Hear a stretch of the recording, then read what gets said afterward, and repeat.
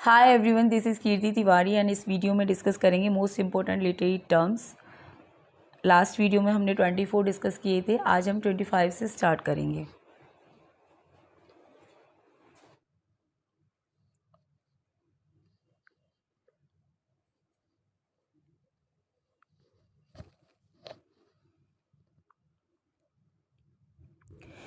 सो यहाँ पर question number 25 है, the act of leaving out a word or words from a sentence deliberately when the meaning can be understood without them.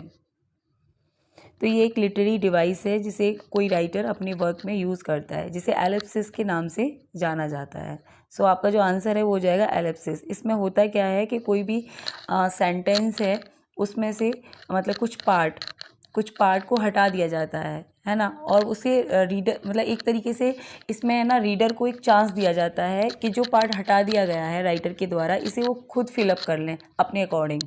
ठीक है, तो वो जो मतलब वो एक वर्ड भी हो सकता है और ग्रुप ऑफ वर्ड्स भी हो सकता है। ठीक है, उस पार्ट के बिना भी उस पूरे सेंटेंस का जो मतलब जो मीनिंग है वो क्लियर हो जाता है, यानी कि जो मिसिंग पार्ट है उसके बाद भी जो मीनिंग है अंडरस्टूड किया जाता है। ठीक है, विदाउट दैम।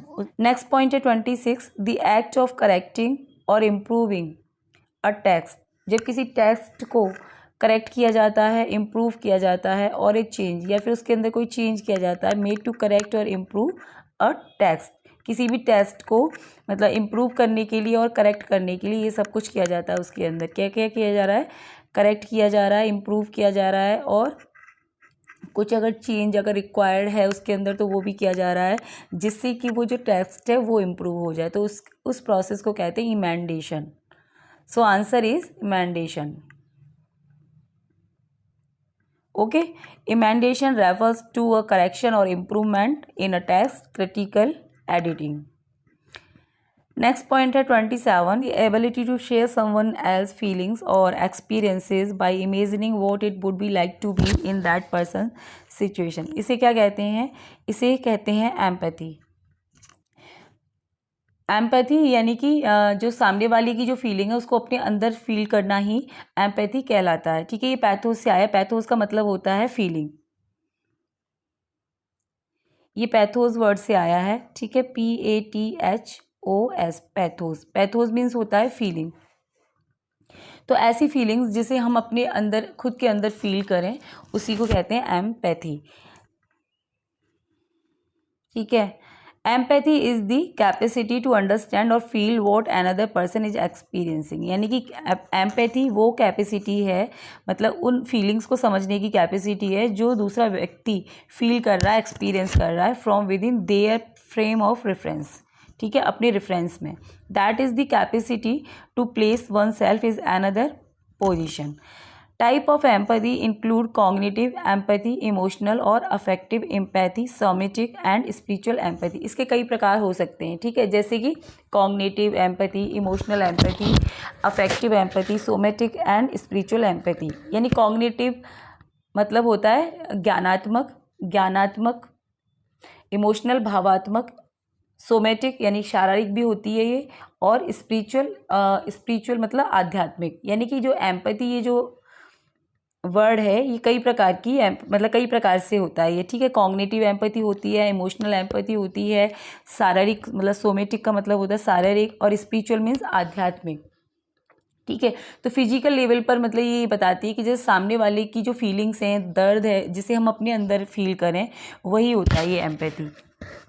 ठीक है, सिंपैथी इससे डिफरेंट होती है। सिंपैथी में हम अपने अंदर फील नहीं करते बल्कि उसके साथ बैठकर फील करते हैं। जैसे कोई हमारा फ्रेंड है, कोई हमारा है ना बेस्ट फ्रेंड है और उसका कोई पर्सनल लॉस हो जाता है, तो उसके ऊपर अगर वो व्यक्ति दुखी है तो हम उसे कंसोल करते हैं, उसको ठीक करने की कोशिश करते हैं कि ठीक हो जाएगा सब कुछ। ठीक है, लेकिन ज़रूरी नहीं है कि वो जो फील कर रहा है उसे हम अपने अंदर फील करें। हम केवल उसको अगर ठीक करने के लिए कर रहे हैं तो वो तो सिंपैथी है, लेकिन अगर उसका जो दर्द है, उसका जो दुख है, उसे हम अपने अंदर फील करें, मतलब फिजिकल लेवल पर जब हम फील करते हैं तो वो एम्पैथी हो जाता है। और ये फिर कई टाइप का है। ठीक है, नेक्स्ट पॉइंट है 28, a speech often in verse addressed to the audience by an actor at the beginning of the play. ठीक है, एक स्पीच जो कि वर्स फॉर्म में होती है अक्सर, और ऑडियंस को एड्रेस की जाती है किसी एक्टर के द्वारा eight the beginning of the play, किसी प्ले की शुरुआत में, उसे क्या कहते हैं? तो उसे कहते हैं prologue. So answer is prologue. ठीक है, prologue refers to a part that comes at the beginning of a play.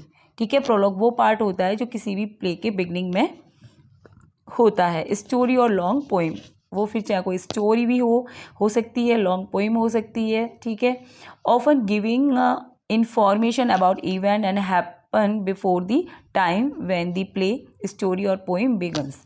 ठीक है, ये वो इन्फॉर्मेशन देता है जो उस प्ले से पहले कभी घटित हो चुकी हैं, उन इन्फॉर्मेशन को इस प्रोलॉग में दिया जाता है। It is an introductory or proceeding to an event or development. Next point है 29, an inscription on or at a tomb or a grave in memory of the one buried there. ठीक है, कोई inscription किसी Tomé या किसी grave पर, जो grave stone होता है उसके ऊपर कोई इंस्क्रिप्शन लिखा हुआ होता है उस मेमोरी में, उस व्यक्ति की मेमोरी में जिसे वहाँ पर बरीड किया गया था, है ना, जिसे वहाँ पर बरीड किया गया था, उसे क्या बोलते हैं? उसे एपिटैफ बोलते हैं। ओके, नेक्स्ट है 30, अ सॉन्ग और poem in honour of a bride and bride groom celebrating a marriage.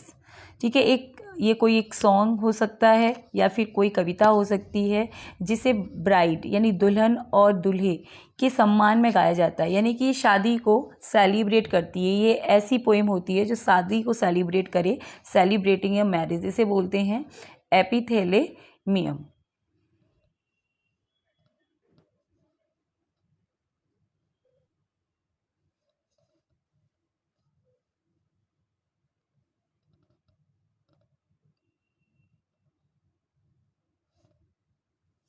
ठीक है, उसके फीचर्स क्या हैं वो यहाँ पर लिखे हुए हैं। Invoking good fortune on the marriage and often of indulging in रिबेल्डरी।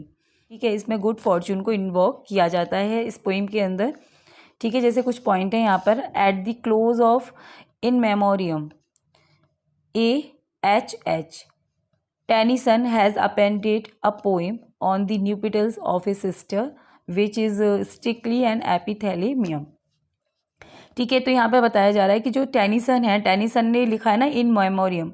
Memoriam किसकी याद में लिखा है उन्होंने? आर्थर हेनरी हेलम, ये उनके फ्रेंड का नाम है, शॉर्ट फॉर्म में लिखा हुआ है। तो उनके लिए उन्होंने ये वर्क लिखा था अपना इन मेमोरियम, उसमें भी उन्होंने इस पोइम को ऐड किया है क्योंकि ये जो आर्थर हेनरी हेलम थे, इनकी इंगेजमेंट हो गई थी उनकी सिस्टर के साथ। ठीक है, शादी नहीं हो पाई थी लेकिन इंगेजमेंट हो गई थी, तो उन्होंने उनके लिए ये पोइम लिखी है इनके लास्ट में। नेक्स्ट पॉइंट है the term is occasionally used beyond poetry, यानी कि ये जो टर्म है इसे पोइट्री से बियॉन्ड यूज़ किया जाता है। ठीक है, ना केवल पोइट्री में बल्कि आउट ऑफ पोइट्री भी इसे यूज़ किया जाता है। For example to describe Shakespeare's play a midsummer night dream. ठीक है, इसमें भी इसे यूज़ किया गया है। नेक्स्ट है Edmund Spenser poem Epithalamion is an ode written to his bride. ठीक है, ये एक ऑड था जो लिखा था एडमंड स्पेंसर ने खुद अपनी शादी पर और अपनी ही वाइफ के लिए इन्होंने लिखा था, Elizabeth Boyle, on their wedding day in 1594। ठीक है, अपने वेडिंग डे पर लिखा था और ईयर है 1594। नेक्स्ट पॉइंट है 31, an indirect word or expression that you use instead of a more direct one when you are talking about something that is unpleasant or embarrassing the use of such expression is called. ठीक है, यानी कि ऐसा word expression जिसे आप use करते हो किसकी जगह, जो अनप्लीजेंट एक्सप्रेशन होते हैं उनकी जगह आप प्लीजेंट एक्सप्रेशन का यूज़ करते हो, यानी ऐसे वर्ड का यूज़ करते हो जो सॉफ्ट होते हैं, उसे हम बोलते हैं यूफेमिज्म। जैसे सबसे क्लीशे जो एग्जाम्पल है जो हमेशा यूज़ किया जाता है कि समवन जब कोई मर जाता है तो मरने के लिए हम जैसे डाई बोलते हैं ना, डाई मीन्स क्या होता है? मरना। तो डाई ना बोल के हम बोलते हैं समवन हैज़ पास्ड अवे। ठीक है, पास अवे बोलना, डाई के स्थान पर पास अवे बोलना भी एक तरीके का यूफेमिज्म है। और भी इसे कई जगह यूज़ किया जा सकता है, जैसे euphemism are use to mask profanity or refer to taboo topics. Taboo topics यानी कि ऐसे मतलब टॉपिक्स होते हैं जिनको आप एक ओपन लैंग्वेज में आप नहीं बोल सकते हो। प्रोफेनिटी को मतलब रिप्लेस करने के लिए भी इनका यूज़ किया जा सकता है, जैसे डिसेबिलिटी, सेक्स, एक्सक्रेशन और death in a polite way. In words को, ये वर्ड्स हमेशा कैसे माने जाते हैं, थोड़े से प्रोफेन माने जाते हैं, तो इनको थोड़े से पोलाइट वे में इनको यूज़ करने के लिए हम यूफेमिज्म का सहारा लेते हैं। ठीक है, जैसे कि बहुत सारे एग्जाम्पल हैं, जैसे कि आप वॉशरूम है तो टॉयलेट की जगह आप वॉशरूम का यूज़ करते हैं, ये भी एक तरीके का यूफेमिज्म है। मरने की जगह आप पास अवे का यूज़ करते हो, सेक्स की जगह आप इंटरकोर्स का यूज़ करते हो। बहुत सारे वर्ड्स हैं जिन्हें हम यूफेमिज्म कह सकते हैं। नेक्स्ट पॉइंट है 32, an agreeable, pleasing and harmonious sound is called.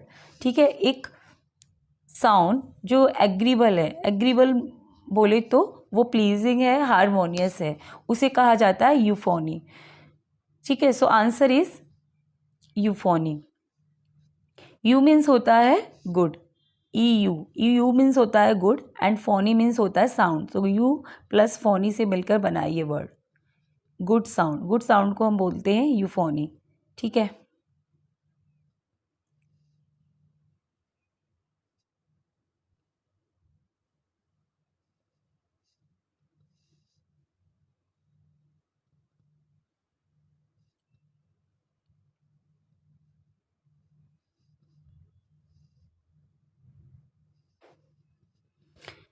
ठीक है। Euphony and cacophony, sound pattern used in words to achieve opposite. ठीक है, euphony and cacophony, euphony and cacophony sound pattern, ये साउंड पैटर्न होते हैं used in words, जिन्हें words में use किया जाता है टू अचीव ऑपोजिट इफेक्ट। ठीक है, अपोजिट इफेक्ट क्रिएट करने के लिए इन्हें यूज़ किया जाता है वर्ड्स के अंदर। यानी कि जो यूफोनी है, यूफोनी मीन्स होता है गुड साउंड, एंड कैकाफोनी क्या होती है, हार्श साउंड यानी बैड साउंड। ये दोनों वर्ड क्या है, एक दूसरे के अपोजिट हैं, तो अपोजिट इफेक्ट क्रिएट करने के लिए इन्हें पोइम के अंदर यूज़ किया जाता है। Euphony is pleasing and harmonious. जो यूफोनी है वो कैसी साउंड होती है, प्लीजिंग होती है, हारमोनियस होती है। जबकि कैकाफोनी कैसी साउंड होती है, हार्श, ये हार्श होती है, एंड डिस्कॉर्डेंट, और डिस्कॉर्डेंट होती है। Euphony is achieve through the use of vowel sound. ठीक है, in word of generally seen imagery. ठीक है, यानी ये यूफोनी है उसमें क्या है, वोवल साउंड का यूज़ किया जाता है। Vowel sound which are more easily pronounce than consonant. Vowel sound क्या होते हैं कि इजीली प्रोनाउंस होते हैं कॉन्सोनेंट की तुलना में। तो यूफोनी एक गुड साउंड है, इसीलिए इसके अंदर वोवल साउंड का यूज़ होता है, क्योंकि वोवल साउंड को हम इजीली प्रोनाउंस कर सकते हैं, और जो कॉन्सोनेंट हैं उनको आप इजीली प्रोनाउंस नहीं कर सकते। ठीक है, उनमें हार्श साउंड क्रिएट हो जाती है। तो जो कैकाफोनी है, कैकाफोनी के अंदर कॉन्सोनेंट साउंड का यूज़ किया जाता है बेसिकली। ठीक है, तो यहाँ पे ये लिखा हुआ easily pronounce than consonant, consonant से इजी प्रोनाउंस होते हैं, आर मोर यूफोनियस, और बहुत ज़्यादा यूफोनियस होते हैं यानी मधुर होते हैं। The longer vowels are the most melodious. ठीक है, जो लॉन्गर वोवल्स होते हैं वो ज़्यादा मेलोडियस होते हैं। Liquid and nasal consonant and the semi vowel sound। Liquid और नेसल कॉन्सोनेंट साउंड कौन कौन से होते हैं ये, और उन्हें सेमी वोवल साउंड की कैटेगरी में रखा जाता है। वो है I, M, N, R, Y, W. यानी कि ये वो साउंड हैं जो दोनों कैटेगरी में आती हैं, सेमी वोवल कहा जाता है इन्हें। ठीक है, नेसल साउंड कहा जाता है और लिक्विड साउंड बोला जाता है। नेसल साउंड क्या होते हैं, जब हम अपनी नोज़ के जो नेसल हैं उन्हें बंद कर लें तो हम उन वर्ड को प्रोनाउंस नहीं कर सकते, यानी कि बिना नाक की हेल्प के, है ना, हम उन्हें प्रोड्यूस नहीं कर सकते, उन्हें नेसल बोलते हैं। Are also consider to be euphonious, यानी ये सेमी वोवल हैं, इन्हें भी हम यूफोनियस कहते हैं। ठीक है, यानी यूफोनियस की कैटेगरी में आते हैं। नेक्स्ट पॉइंट है 33, अ क्रिटिकल एक्सप्लेनेशन और interpretation of A text specially of scripture Bible. ठीक है, क्रिटिकल एक्सप्लेनेशन और इंटरप्रिटेशन किसी टेक्स्ट की, उसे क्या बोला जाता है, और स्पेशली वो मतलब जो एक्सप्लेनेशन है वो किसी जो स्क्रिप्टर होते हैं ना, जैसे धर्म ग्रंथ होते हैं हमारे, उनको लेकर होती है। जैसे बाइबल हो गया तो उसको क्या बोलते हैं, उसको बोलते हैं, उसको क्या बोलते हैं, exegesis. So answer is exegesis. Okay, Exegesis refer to a critical explanation or interpretation of a text, especially a religious text, है ना, धार्मिक टेक्स्ट को इसकी व्याख्या करने के लिए इसका यूज़ किया जाता है. Traditionally the term was use primarily for work with the Bible के साथ ही इसका यूज़ होता है, क्योंकि इनकी जो बुक है, धार्मिक बुक है इंग्लिश लोगों की, वो बाइबल ही है, तो बाइबल के लिए ही होगा. नेक्स्ट पॉइंट है 34, a funny play for the theatre full of ridiculous situation. ठीक है, एक फनी प्ले जिसमें क्या है, फुल ऑफ रिडिकुलस सिचुएशन से भरा हुआ होता है, उसे बोलते हैं क्या, उसको बोलते हैं फार्स. तो आंसर आपका जो हो जाएगा वो हो जाएगा फार्स.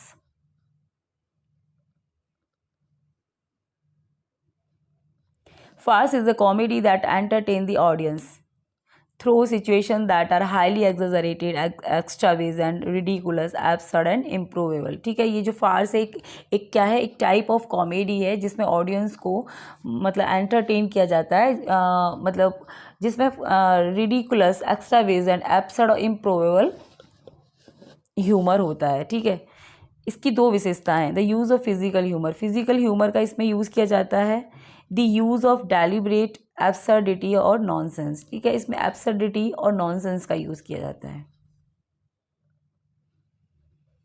नेक्स्ट है नेक्स्ट इसका फीचर्स है satire, parody and mockery of real life situations, people, event. ठीक है, इनका यूज़ किया जाता है. Unlikely and humorous instances of miscommunication, ludicrous, improbable and exaggerated characters.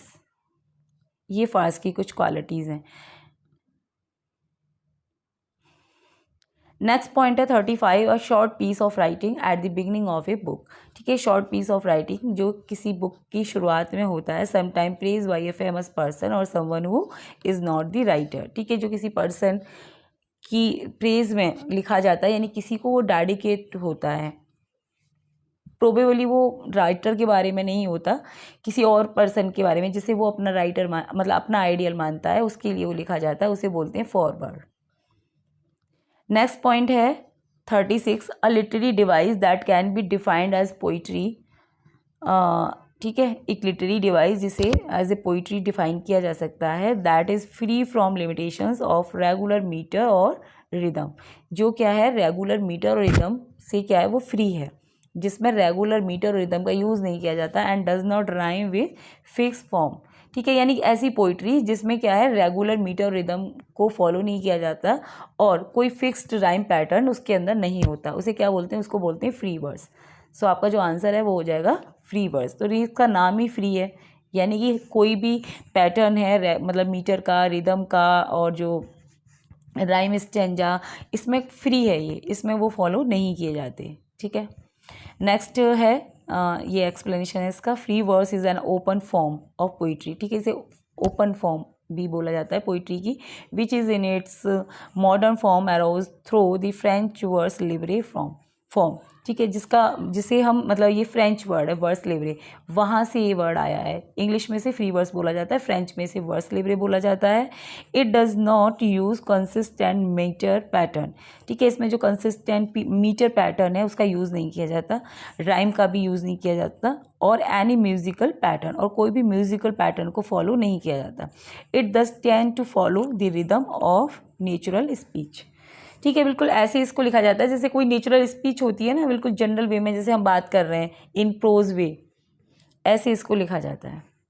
Next point है 37, free verse is also known as. ठीक है, फ्री वर्स को और किस नाम से जाना जाता है, तो हमने अभी ऊपर देखा था वर्स लिब्रे. ठीक है, वर्स लिब्रे क्या एक फ्रेंच टर्म है, वहाँ से ये वर्ड आया है. इंग्लिश में से हम फ्री वर्स बोलते हैं, फ्रेंच में हम इसे वर्स लिब्रे बोलते हैं. नेक्स्ट पॉइंट है 38, अ पार्टिकुलर टाइप और style of literature, art, film और म्यूज़िक. ठीक है, यानी कि लिटरेचर का एक टाइप और एक स्टाइल जिसे आर्ट, फिल्म या म्यूज़िक.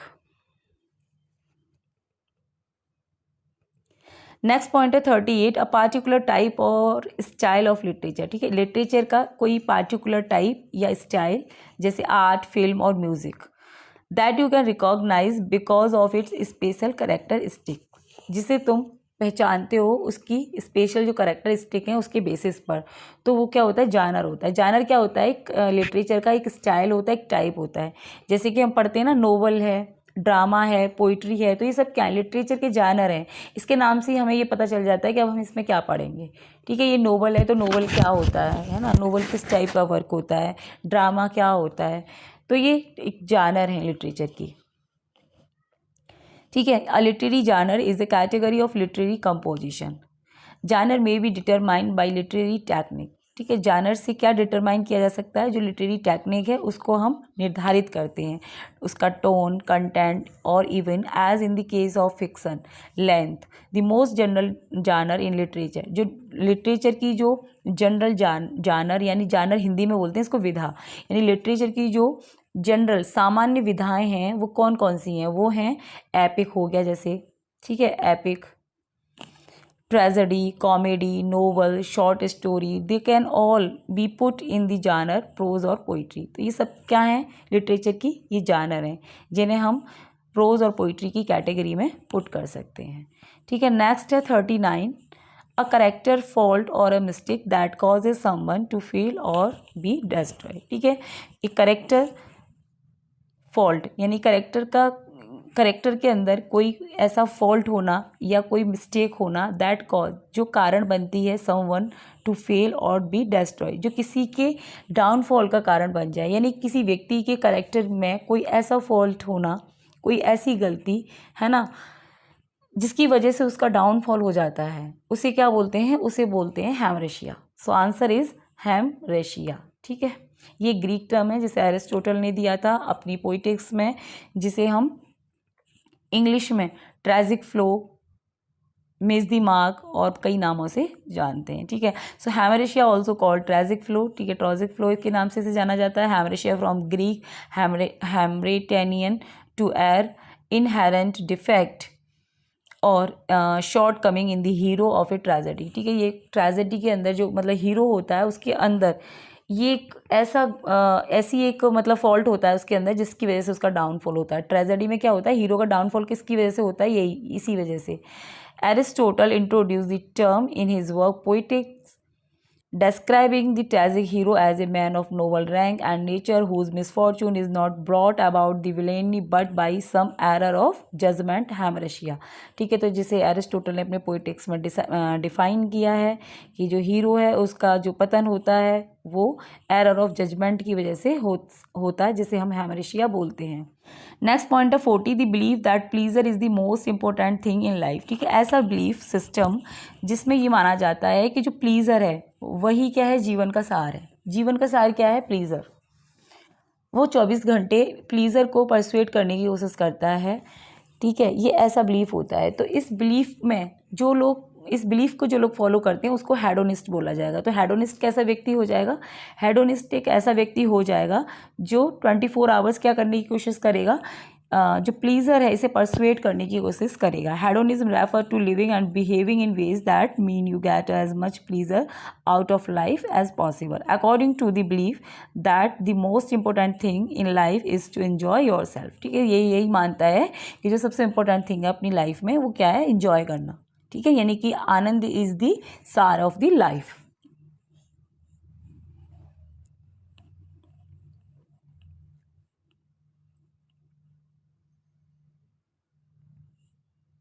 नेक्स्ट पॉइंट है 41, an amusing mistake somebody make when they use a word that sounds similar to the word that mean to use but has completely different meaning।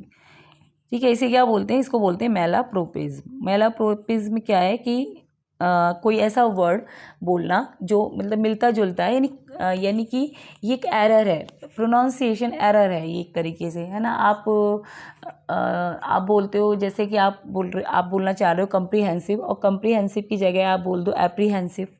ठीक है, आपको सही से pronounce करना नहीं आता, तो उस तरीके की ये मतलब एरर होती है। ठीक है, जो ह्यूमर का कारण बनती है किसी भी प्ले के अंदर।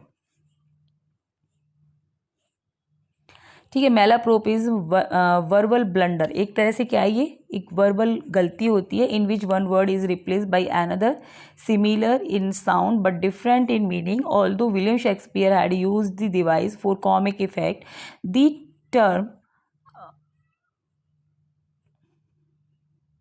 term derives from Richard Brinsley Swedon's character Miss Malaprop. ठीक है, ये जो टर्म है ना, ये जो डिवाइस है, ये कहाँ से लिया गया है? ये रिचर्ड ब्रिंसली स्वीडन है, उनके करेक्टर मिसेस मेलाप्रोप से लिया गया है। ठीक है, इन्होंने एक वर्क लिखा था अपना, द राइवल्स। राइवल्स में एक करेक्टर आती है मिसेस मेलाप्रोप, है ना। कब लिखा था इन्होंने अपना वर्क? 1775 में।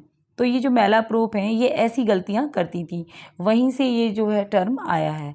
Is also refer to as Dogberries, named after officer Dogberry in Shakespeare's Much Ado about nothing. ठीक है, तो ये वर्ड जो मेलाप्रोपिज्म में सेम रेफर किया जाता है डॉगबेरिज्म को, क्योंकि डॉगबेरी भी सेम मिस्टेक करता है जो मेलाप्रोप करती हैं विलियम शेक्सपियर के प्ले मचैडो अबाउट नथिंग में। ओके, नेक्स्ट पॉइंट है 42, a word that is pronounce the same as another word but has a different spelling and meaning. Example dear and deer.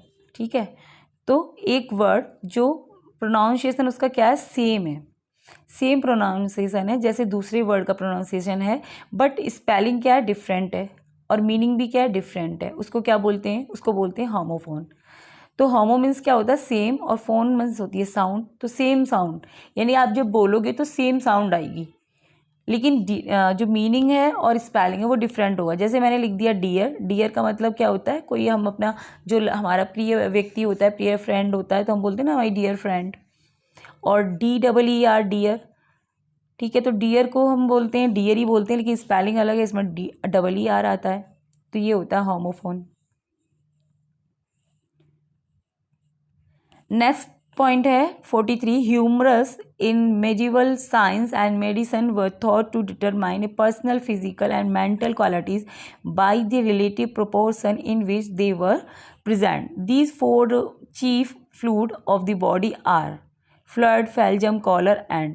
ठीक है, तो humour क्या है? Medieval जो science है, यानी कि जो एंशियंट एक थ्योरी थी मेडिकल की, उसमें ये माना जाता था कि जो ह्यूमर है वो फोर फ्लूइड से मिलकर बना है। वो मतलब जो फ्लूइड हैं वो ये निर्धारित करते हैं कि उस सामने वाली व्यक्ति की क्या पर्सनैलिटी है, यानी कि सामने वाले बंदे की जो टेम्परामेंट है उसको वो फ्लूइड मिलकर डिटरमाइन करेंगे। तो वो फ्लूइड कौन कौन से हैं? तो वो फ्लूइड होते हैं जैसे एक तो ब्लड, एक फेल्जियम, कॉलर एंड एक 4th नंबर का होता है मेलंकली। सो आपका जो आंसर है वो हो जाएगा melancholy. Okay, the most famous model of humorism consists of the 4 humor described by Hippocrates and then developed further by Galen। ठीक है, इन लोगों ने ये साइंटिस्ट हैं, इन लोगों ने इस टर्म को एक्सप्लोर किया था। The 4 humor of Hippocratic medicine are black bile, melancholy, melancholy को black bile बोला जाता है, yellow bile, ठीक है,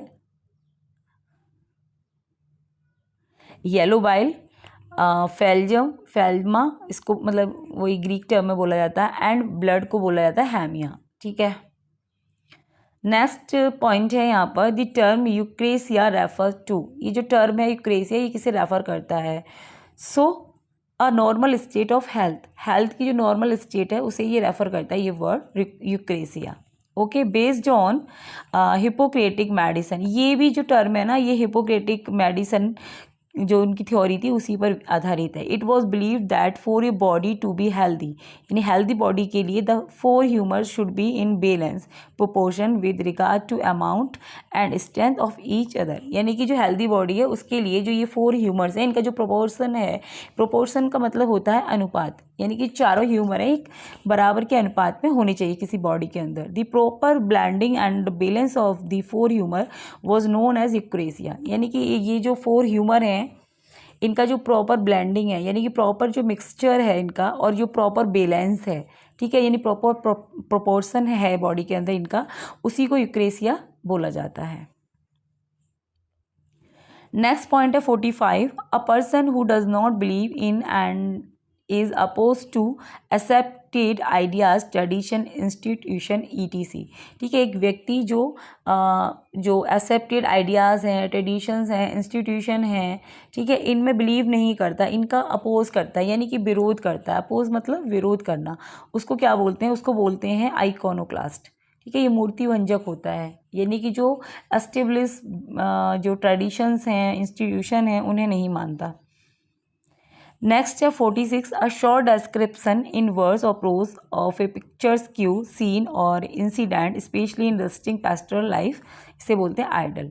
okay, an idyll is a short poem, एक शॉर्ट पोइम होती है डिस्क्रिप्टिव ऑफ रस्टिक लाइफ, जिसमें रस्टिक लाइफ को डिस्क्राइब किया जाता है, written in the style of Theocritus, Theocritus की स्टाइल में से लिखा जाता है। शॉर्ट पेस्टोरल होती है poem the idols. Okay, so guys, this is all about this video. Rest of the questions we will discuss in the next video. Thanks for watching this video and please do like and share this channel.